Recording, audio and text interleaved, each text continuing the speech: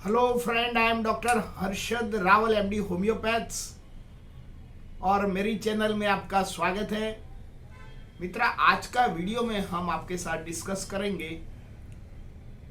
बालों को झड़ना, जिसको फॉलिंग्स ऑफ हेयर भी बोलते हैं, या हमारा बाल स्काल्प से निकल जाना। तो इसका क्या कॉज है, क्या साइन एंड सिम्टम्स है, इससे क्या होम मेडिसिन है, और बेस्ट होम्योपैथिक ट्रीटमेंट के बारे में बताइए। साथ में मित्रों, मैंने एंड में आपको एक फॉर्मूला मैं बताऊंगा होम्योपैथिक हेयर ऑयल के लिए। ये जो आप यूज डे बाय डे करते हैं तो आपका हेयर फॉलिंग्स तो अटक जाता है, ग्रो भी होता है, और लंबे टाइम तक ब्लैक रहता है, काला रहता है, और इसकी कोई साइड इफेक्ट नहीं है। और आप घर से बनाओगे तो बहुत सस्ते में आपको हेयर ऑयल मिलने वाला है। तो मेरा वीडियो शुरुआत से लेकर एंड तक देखोगे तो आपका जो हेयर फॉलिंग्स का जो कारण है, इसको प्रॉपर मेडिसिन लेते हैं तो आपको फिर से आपका जो हेयर को ग्रो कर सकते हैं और रीग्रो भी कर सकते हैं। मित्रों, हेयर फॉलिंग्स का अलग अलग कारण है। सबसे पहले तो वारसागत, हेरिडिटरी, जिन लोगों के फैमिली में बाल में टाल होती है, फादर या फो फादर या मामा या काका जो ब्लड रिलेशन में होते हैं, तो इन फैमिली और इन जो लड़के लड़की होती है, इसमें पर्टिकुलरली मेल, इसमें मेल पैटर्न बाल्डनेस या एलोपेशिया एरेटा होने की भी संभावना रहती है। दूसरा कारण, जैसे हमारा एज बढ़ता है ऐसे तरह हमारा जो बाल का ग्रो कम हो जाता है। तो जैसे हम 50 साल और 60 साल के बाद होते हैं तो बाल का ग्रो जो 20-25 साल के उम्र में होना चाहिए वो नहीं हो पाता है। सामान्यतः जो बाल होता है 30 to 40 बाल हर रोज जो फॉलिंग्स होता है, तो ये नॉर्मल फिनोमिना है। पर ये जो लॉन्ग टर्म फिनोमिना बनते रहता है तो बाल का ग्रो भी कम हो जाता है, फॉलिंग्स निकल जाता है, बाल का स्कार, बाल में अंदर स्कार दिखता है, तो टाल बनने की संभावना रहती है। तो ये एज के मुताबिक ये जो हमारा ग्रोइंग ऑफ हेयर और रीग्रो की जो रेशियो है ये कम होता है। थर्ड थिंग, कई बार हम लाइफस्टाइल के वजह से हर रोज बाल में केमिकल यूज करते हैं, शैम्पूइंग यूज करते हैं, या ऐसे कोई हम डाई यूज करते हैं, over use of dye, over use of हर रोज बाल धोना, इससे जरिए भी बाल की जो रुक्षता है, बाल का जो हेल्दीपन है, बाल का जो शार्प है, ये धीरे धीरे पतला हो जाता है और रुक्ष हो जाता है। चौथा कारण, फोर्थ नंबर का कॉज है हमारा लाइफस्टाइल।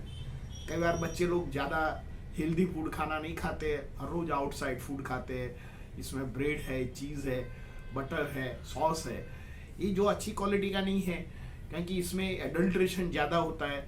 ये शरीर में तो जाता है पर कई बार वायु ज़्यादा उत्पन्न हो जाता है, क्योंकि उसको प्रॉपर डाइजेस्ट नहीं होता है, और इसके जरिए भी हमारा बाल की सबसे पहले इफेक्ट आती है। बाल ऐसा ऑर्गन है कि शरीर में कोई भी बदलाव आता है तो इसका इफेक्ट पहले बालों में हो जाता है। तो ये आपका एक लाइफस्टाइल की वजह से भी ये हेयर फॉलिंग्स का कारण है। फिफ्थ कारण, कई बार हमारा शरीर में मिनरल और विटामिन B12 की डेफिशिएंसी होता है, कई बार विटामिन D की डेफिशिएंसी होता है, क्योंकि जब बच्चे यंग होते हैं ये पेरेंट के पास रहते नहीं है, हॉस्टल में रहते हैं, खाना पीना ठीक से नहीं खा पाते हैं, विटामिन नहीं ले सकते हैं, कई बार हम वेजिटेबल नहीं खाते हैं, हर रोज फास्ट फूड खाना खाते हैं और ऐसे जिंदगी जीते, तो इसके सबसे पहले हमारा बालों पर इफेक्ट आता है। कई बार लेडीज का पोस्ट प्रेगनेंसी के बाद कई बार बॉडी में कई मिनरल्स कम हो जाती है, और डिलीवरी के बाद कई लेडीज को फॉलिंग्स ऑफ हेयर या बाल में रुक्षता आने की भी संभावना रहती है।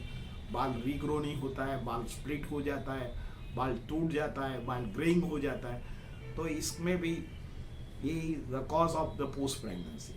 कई बार यंग लेडी होता है, उसका हार्मोन्स रेगुलर नहीं होता है, मीन्स उसका जो मेंस्ट्रुएशन साइकिल कम होता है, या इसका कोई ज़्यादा हो जाता है, इसमें क्लॉट्स आता है, उस टाइम पेनफुल होता है, तो इसके जरिए भी फॉलिंग्स ऑफ हेयर होने की संभावना रहती है। कई बार हमारा स्ट्रेस लेवल ज़्यादा हो जाता है, हम लेट नाइट तक सो नहीं पाते हैं, सुबह में उठ के भागना पड़ता है, वर्कलोड ज़्यादा होता है और स्ट्रेस रहता है, हमारा स्वभाव गुस्सा होता है, तो इससे जरिए भी हमारा बालों में इफेक्ट हो जाता है। कई बार हमारा इलेक्ट्रोड इम्बैलेंस हो जाता है, कई बार हम पानी ही नहीं पीते, आप कोई भी यंगस्टर को पूछो तो ये कितना लीटर पानी पीता है।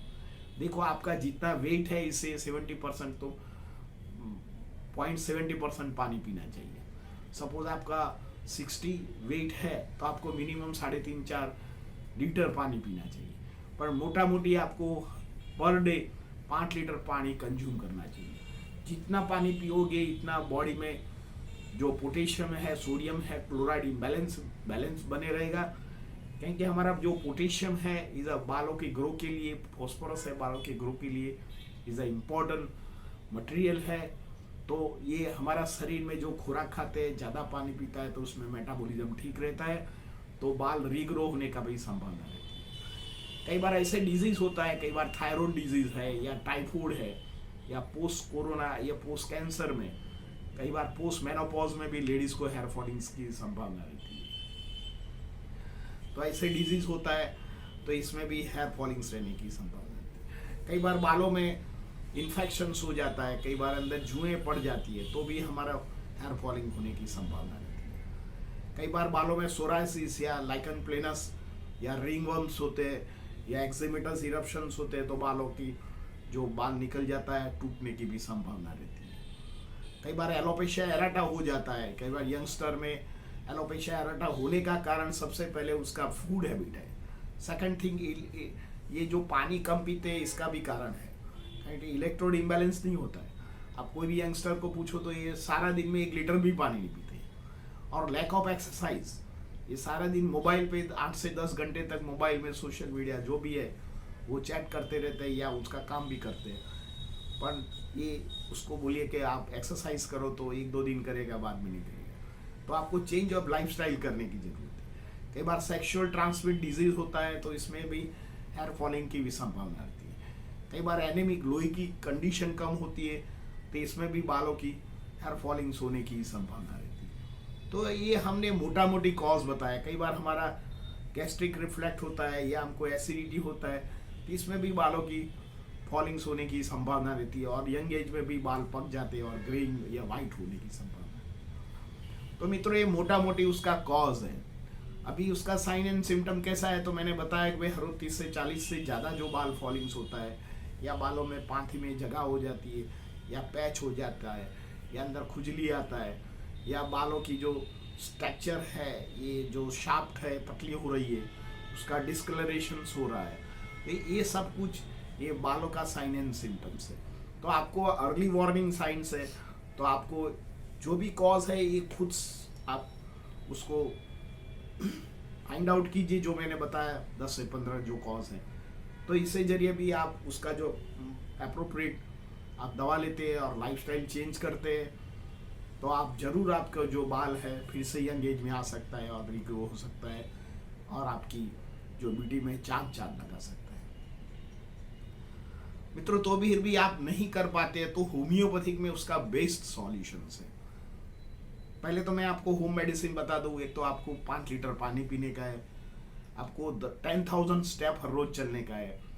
10,000 स्टेप चलने में आपको 100 मिनट लगता है। सपोज आपके पास इतना नहीं है तो आप 30 to 40 मिनट्स जॉगिंग कीजिए, धीरे धीरे दौड़िए। ये भी नहीं कर सकते हैं तो आप 30-40 मिनट साइकिलिंग कीजिए, ये तो कर सकते हैं। पानी भी पी सकते हैं, हेल्दी खाना भी खा सकते हैं। सपोज आपके पास सोशल मीडिया है और लेट टू लेट नाइट सो जाते हैं तो आप अर्ली सोने की 8 घंटे सोने की आप एक तो पहल कीजिए। खाने में जो भी है सलाद फ्रूट ज़्यादा खाइए, कच्चा फ्रूट ज़्यादा खाइए, कच्चा सलाद है या स्प्राउटेड सीरियल्स है वो ज़्यादा लीजिए। सपोज आपको बाहर खाने की इच्छा हो तो चलो बाहर खाना खा लिया, पर नेक्स्ट टाइम आपको एक मील छोड़ देने का। तो ऐसे जरिए तुम्हारा शरीर में जो भी है, जो खराब वात उत्पन्न होता है और हमारा बालों को जो डिस्टर्बेंस करता है, वात की वजह से हमारा फॉलिंग्स ऑफ हेयर हो जाता है। और कई बार विरुद्ध आहार की वजह से भी हम फॉलिंग्स ऑफ हेयर रहता है। तो एक बार खाना खा लिया तो एक पॉइजन होता है तो शरीर इसके सामने फाइट कर सकता है। पर हर रोज आप फास्ट फूड जो पॉइजनस हम बोलते हैं ये हर रोज डाला करो तो शरीर की एक सीमा होती है, उसके साथ फाइट नहीं करेगा और ऐसे तरह आपको हेयर फॉलिंग्स रह जाएगा। तो आप अभी के जो भी यंगस्टर है इज अ वेरी एजुकेटेड, तो आप भी एक एजुकेटेड में is a one of the person. आपको भी हेयर फॉलिंग्स है तो आप अर्ली साइन से आप अवेयर हो जाइए। और आपने कई बार देखा होगा कि कई बार आप कोई स्किन डॉक्टर के पास जाते हैं तो आपको एक मिनॉक्सिडिल जो एक दवा होती है, या इसके साथ आपको बायोटिन की कोई ऐसे दवा देते हैं। मैं आपको एडवाइस करता हूँ कि ऐसे दवा मत लीजिए, क्योंकि ये दवा टेम्पररी ग्रो करता है, अपने जो सेल्स होता है, पोर होता है, वो डिस्ट्रॉय हो जाता है। शुरुआत में यंगस्टर को लगता है कि ये दवा अच्छा है, तो ये दवा आपके लिए अच्छा नहीं है। तो मैंने बताया जो कुदरत से आप हेयर फॉलिंग करो तो यंगस्टर में ये आने की संभावना 100% है। तो फर्स्ट रेट होने की संभावना नहीं है, और फर्स्ट रेट होने की बात नहीं है। आप होम्योपैथिक दवा कीजिए। मैं आपको 5 दवा का एक उल्लेख करता हूँ। 30 पोटेंसी में यूज़ कीजिए, नहीं है तो कोई आपके अच्छे कोई होम्योपैथ्स हो या हमारा भी कोई सेवा लेना चाहते हैं तो आप ज़रूर वेलकम। हमारे कंसल्टिंग पे ऑनलाइन भी ले सकते हैं, ऑफलाइन भी ले सकते हैं, और हमारे पास भी आके भी आप ट्रीटमेंट कर सकते हैं। तो मित्रों, सबसे पहले जो होम्योपैथी की जो दवा है, ये फॉस्फोरस, जो हमारा शरीर में फॉस्फोरस की कमी हो जाती है तो हमारा शरीर में जो जहाँ हमारा हेयर फॉलिंग्स है, जिसके नीचे रूट होता है, इसमें नर्वाइन सिस्टम होती है, ये प्रॉपर माल नरिशमेंट नहीं होती है तो नर्वाइन सिस्टम कंडक्शन प्रॉपर नहीं होती है। तो फॉस्फोरस 30 पोटेंसी में आपको लेना चाहिए। जिन लोगों को बाल का ग्रो नहीं होता है, बाल पतले हो रहे हैं, या बालों में स्प्लिट हो रहा है, बाल पतले हो रहे हैं, बाल में ग्रेइंग आ जाता है, तो आपको फॉस्फोरस 30 का उपयोग करना चाहिए। तो सेकंड नंबर की दवा है एसिड फॉस्फोरस। जिन लोगों को विटामिन डेफिशिएंसी हो, या एनीमिक हो, या कोई लंबे बीमारी के बाद आप बाहर निकले हो, या जो भी लेडीज होते हैं पोस्ट प्रेगनेंसी के बाद हेयर फॉलिंग्स रहता है, इन लोगों को एक एसिड फॉस दवा लेना चाहिए। साथ में थर्ड नंबर की जो दवा है नेट्रम म्यूरेटिकम, जो दवा है जिन लोगों को फ्रंट साइड बाल कम हो जाता है या पाथी में स्प्लिट हो जाता है, पर्टिकुलर लेडीज़ को जो इनको इम्बैलेंस रहती है, जिनको सॉल्ट खाने की इच्छा रहती है, जनरल वीकनेस रहता है, या उसका मेंस्ट्रुएशन इरेगुलर आ जाता है, और उसको जो स्वभाव होता है बार बार उसको नेगेटिव थॉट रहता है, गुस्सा कर देती है, और ब्रेन में उसको जो विचार के लिए उसको डेफनेस नहीं है, तो ऐसे कंडीशन में नेट्रम म्यूरिजा वर्क है। फोर्थ नंबर की दवा है चाइना। जिन लोगों को एक्सेसिव हेयर फॉलिंग्स रहता है तो आपको चाइना 30 का पोटेंसी का उपयोग करना चाहिए। 5 नंबर की दवा है फ्लोरिक एसिड। जिन लोगों को बालों में स्पैच पड़ जाता है और बालों में रुक्षता आ जाती है तो उन लोगों को फॉस्फोरिक एसिड का दवा का उपयोग करना चाहिए। मित्रों, कई बार सोरायसिस होता है और हेयर फॉलिंग्स रहता है, तो इसके कंडीशन में मेजेरियम 30 पोटेंसी का उपयोग करना चाहिए। मित्रों, मैंने एक प्रॉमिस किया था कि लास्ट जो वीडियो होता है इसमें मैं आपको एक हेयर ऑयल का आपको एक सजेशन करता हूँ, तो आप लिख दीजिए। आपको 10 ml आर्निका मदर टिंचर लेने का, 10 ml आर्निका मदर टिंचर। मैं वीडियो में भी बताता हूँ 10 ml आर्निका मदर टिंचर। इसमें आप कैंथारिस 10 ml डालने का है, कैंथारिस मदर टिंचर 10 ml। साथ में जेबोरिंडी 10 ml या 2 ड्राम, 10 ml नहीं बोलो तो आपको कोई भी शॉप में जाओ, 2 ड्राम की एक छोटी बॉटल है वो लेने का है। ये टोटल 30 ml हुआ, या 2 ड्राम की 3 बॉटल हुई, इसको एक बॉटल में डाल देने का है। इसमें आपको 100 ml कोकोनट ऑयल डालने का है। कितना? 100 ml coconut oil, 20 ml castor oil, जो मेडिकेटेड कैस्टर ऑयल लाने का, और 20 ml तिल का तेल, तल का तेल बोलते हैं, तिल का तेल बोलते हैं। ये सब कुछ मिक्स कर दीजिए एक बॉटल में, और शेक वेल बिफोर आप बालों में लगाओ तो उसको अच्छी तरह उसको मिक्स करो और बालों में लगाइए। जो मार्केट में होम्योपैथिक में आर्निका हेयर ऑयल मिलता है, मित्रों जो हमने ये आर्निका हेयर ऑयल बनाया है, ये आप मार्केट में जाओ तो 1200 रुपये लीटर मिलता है। आप घर के करो तो 100-150 रुपये में, 150 रुपीज़ में हो जाए, और सारा फैमिली 2 से 3 महीना तक यूज़ कर सकते हैं।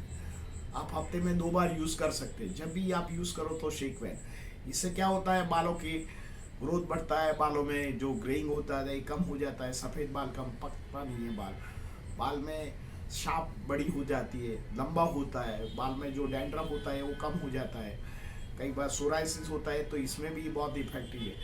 तो ये मोटा मोटी आपको ये हेयर ऑयल लगाना चाहिए। ये बालों का टॉनिक है, और मैं कई सालों से, मेरा 33 साल के प्रैक्टिस में मेनी टाइम जो बालों की जो पेशेंट होता है हमारे सेंटर से देते ही है। तो आप ज़रूर यूज़ करना, और ये मेरी खुद की फॉर्मूला है और इज़ अ वेरी इफेक्टिव। आप बालों को बचाने का है तो साथ में होम्योपैथिक की दवा के साथ ये फॉर्मूला जरूर यूज़ करना। मित्रों, मेरा ये वीडियो आपको कैसा लगा? अच्छा लगता है तो लाइक कर दीजिए, शेयर कर दीजिए। धन्यवाद। Thank you very much.